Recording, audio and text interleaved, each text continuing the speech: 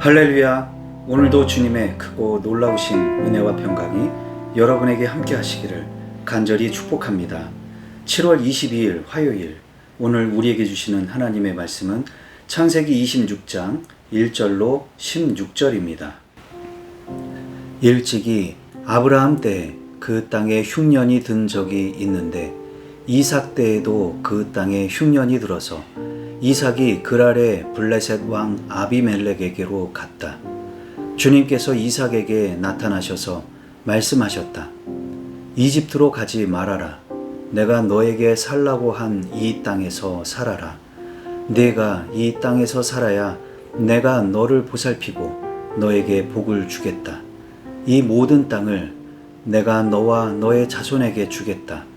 내가 너의 아버지 아브라함에게 맹세한 약속을 이루어서 너의 자손이 하늘의 별처럼 많아지게 하고 그들에게 이 땅을 다 주겠다. 이 세상 모든 민족이 내 씨의 덕을 입어서 복을 받게 하겠다. 이것은 아브라함이 나의 말에 순종하고 나의 명령과 나의 계명과 나의 율례와 나의 법도를 잘 지켰기 때문이다. 그래서 이삭은 그랄에 그대로 머물러 있었다. 그곳 사람들이 이삭의 아내를 보고서 그에게 물었다. 그 여인이 누구요? 이삭이 대답하였다. 그는 나의 누이요. 이삭은 그는 나의 아내요 하고 말하기가 무서웠다. 이삭은 리브가가 예쁜 여자이므로 그곳 사람들이 리브가를 빼앗으려고 자기를 죽일지도 모른다고 생각하였기 때문이다. 이삭이 그곳에 자리를 잡고 산 지 꽤 오래된 어느 날 블레셋 왕 아비멜렉은 이삭이 그 아내 리브가를 애무하는 것을 우연히 창으로 보게 되었다. 아비멜렉은 이삭을 불러들여서 나무랐다. 그는 틀림없이 당신의 아내인데 어쩌려고 당신은 그를 누이라고 말하였소? 이삭이 대답하였다. 저 여자 때문에 제가 혹시 목숨을 잃을지도 모른다고 생각하였기 때문입니다. 아비멜렉이 말하였다. 어쩌려고 당신이 우리에게 이렇게 하였소? 하마터면 나의 백성 가운데서 누구인가가 당신의 아내를 건드릴 뻔하지 않았소? 괜히 당신 때문에 우리가 죄인이 될 뻔하였소. 아비멜렉은 모든 백성에게 경고를 내렸다. 이 남자와 그 아내를 건드리는 사람은 사형을 받을 것이다. 이삭이 그 땅에서 농사를 지어서 그 해에 100배의 수확을 거두어 드렸다.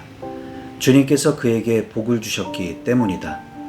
그는 부자가 되었다.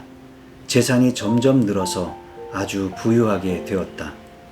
그가 양떼와 소떼, 남종과 여종을 많이 거느리게 되니 블레셋 사람들이 그를 시기하기 시작하였다. 그래서 그들은 이삭의 아버지 아브라함 때에 아브라함의 종들이 판 모든 우물을 막고 흙으로 메워 버렸다. 아비멜렉이 이삭에게 말하였다. 우리에게서 떠나가시오. 이제 당신은 우리보다 훨씬 강하오. 아멘. 오늘은 이삭이 그랄 지역에서 정착하면서 자기 아내를 누이라고 속였던 이야기와 그곳에서 부자가 되어 주변 사람들에게 시기를 당하던 이야기입니다. 아브라함 때에 그랬던 것처럼 이삭의 때에도 흉년이 들었습니다. 그때 이삭이 그랄의 블레셋 왕 아비멜렉에게 갔죠. 아비멜렉은 나의 아버지는 왕이다는 뜻으로 이집트의 바로 왕처럼 왕을 지칭하는 단어입니다. 아브라함도 아비멜렉에게 간 적이 있었는데 오늘 본문에 나오는 아비멜렉은 아마도 그의 후계자일 것입니다.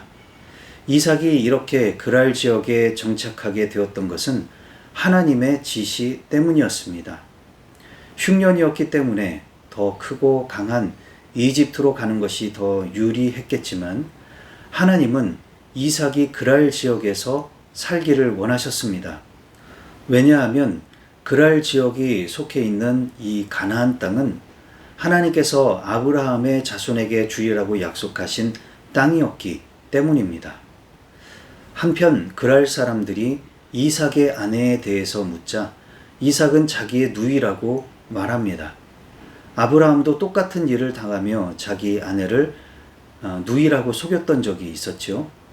왜 이런 일이 부자지간에 반복되는지에 대해서 몇 가지 생각해 볼 수 있습니다. 아브라함이나 이삭을 자기 아내도 지키지 못하는 남자답지 못한 사람으로 볼 수도 있겠죠. 그러나 이미 한 남자의 아내가 되었다고 하더라도 얼마든지 죽이고 빼앗을 수 있을 만큼 부도덕하고 흉흉한 시대상을 생각해 볼 수도 있을 것입니다. 그런데 어느 날 아비멜렉이 이삭과 리브가가 사랑하는 것을 보게 되지요. 그는 이삭을 불러 나무라면서 어찌 이렇게 속였느냐고 합니다. 그리고 모든 백성에게 경고하여 이삭과 그의 아내를 건드리지 못하게 합니다. 이런 우여곡절 끝에 이삭은 그랄에 정착하여 살고 농사를 지었습니다. 그런데 그 해에 100배의 수확을 거두게 되었죠. 성경은 이것이 다 주님께서 복을 주셨기 때문이라고 기록하고 있습니다. 그래서 이삭은 점점 부자가 되었고 이로 인해 그랄 지역에 사는 블레셋 사람들이 시기했습니다. 그들은 아브라함 때부터 있었던 우물을 막고 흙으로 메워 버리기도 했습니다. 급기야 아비멜렉은 이삭에게 그곳을 떠나라고 했습니다. 자, 그럼 오늘 주신 말씀을 붙들고 우리는 어떻게 살아야 할까요? 첫 번째로 흉년이 들 때 어떻게 해야 할까요? 요즘에는 풍년이다, 흉년이다 이렇게 말하는 일이 거의 없어졌지만 제가 청소년 시절이었던 80년대, 90년대만 해도 그해 농작물이 흉년인지 풍년인지가 큰 관심사였습니다. 그해 풍년인지 흉년인지에 따라 농사 짓는 분들의 형편이 달라지기도 했고 특히 먹거리 물가에 큰 영향을 주었기 때문입니다. 그런데 고대 사회에서의 흉년은 지금은 상상하기도 힘들 정도로 더 어려웠을 것입니다. 특히 성경이 주목하는 흉년은 그냥 흉년이 아니라 100년에 한 번 있을까 말까 한 심각한 기근을 동반하는 흉년이었습니다. 흉년으로 인해 가축은 물론 많은 사람이 굶어 죽고 전염병이 생기고 피난을 가야 했을 것입니다. 이런 흉년은 오늘 본문에서 이삭의 때에도 있었지만 그의 아버지 아브라함의 때에도 있었고 그의 아들 야곱의 때에도 있었지요. 그렇습니다. 누구에게나 흉년이 찾아올 수 있습니다. 우리가 살아가는 형편에 흉년이 들거나 우리의 마음이나 영혼에 흉년이 들 수도 있는 것입니다. 사업이 잘 안 된다든가 중요한 인간관계가 무너진다든가 직업을 잃었다든가 투자한 것이 잘못되었다든가 또는 심각한 마음의 병으로 인해 영적으로 풍요함을 누리지 못하고 메마르고 황폐함 속에 살아갈 때 그런 것이 흉년이라고 할 수 있겠지요. 그런 때 우리 눈에 좋아 보이는 이집트보다는 하나님의 말씀을 따라가시기 바랍니다. 거기에는 하나님의 약속이 있고 하나님의 나라가 있습니다. 이삭처럼 말씀을 따라 그랄 지역에 정착했을 때 풍성한 복을 허락하신 것처럼 하나님의 말씀으로 흉년을 이기시기 바랍니다. 두 번째로 무엇 때문에 풍년인가요? 흉년 속에 이삭은 하나님의 말씀을 따라 그랄 지역에 정착했습니다.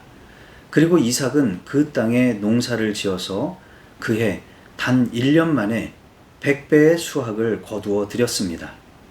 그는 부자가 되었을 뿐만 아니라 그 재산은 점점 더 늘어나서 아주 부유하게 되었습니다. 그는 흉년이 지나간 자리에서 어떻게 이런 큰 성공을 거둘 수 있었을까요? 다른 사람들은 아직도 흉년의 여파로 힘들어하고 있는데 어떻게 이삭은 풍년의 풍년을 거듭하고 있을까요? 그것은 그가 탁월한 기술을 가졌다거나 운이 좋았다거나 열심히 노력해서 된 것이 아닙니다. 그런 것이 총동원되어도 100배의 수확을 거두기는 힘들 것입니다. 저렇게 부자가 되기는 어려울 것입니다. 그건 분명히 하나님께서 그에게 복을 주셨기 때문입니다. 우리의 인생에 풍년이 찾아올 때 결코 교만하지 말고 나의 공로로 돌리지 마십시오. 이것은 분명히 하나님의 공로임을 기억하며 감사하시기를 바랍니다. 기도하시겠습니다. 사랑과 은혜가 풍성하신 하나님 아버지, 오늘도 말씀으로 새날을 열어주시니 감사를 드립니다.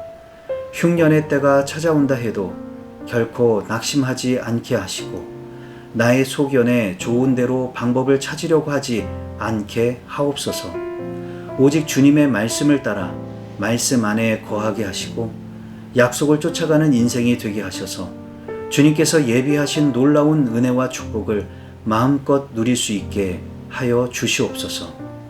또한 풍년이 찾아올 때는 교만하지 않기를 원합니다. 그 공로가 나에게 있지 않음을 꼭 기억할 수 있도록 인도해 주시옵소서. 주님께서 복을 주셨고 주님께서 일하여 주셨다는 사실을 명심하고 그런 때에 더 겸손하게 주님께 감사하며 살아가게 하옵소서. 예수님의 이름으로 기도하옵나이다. 아멘.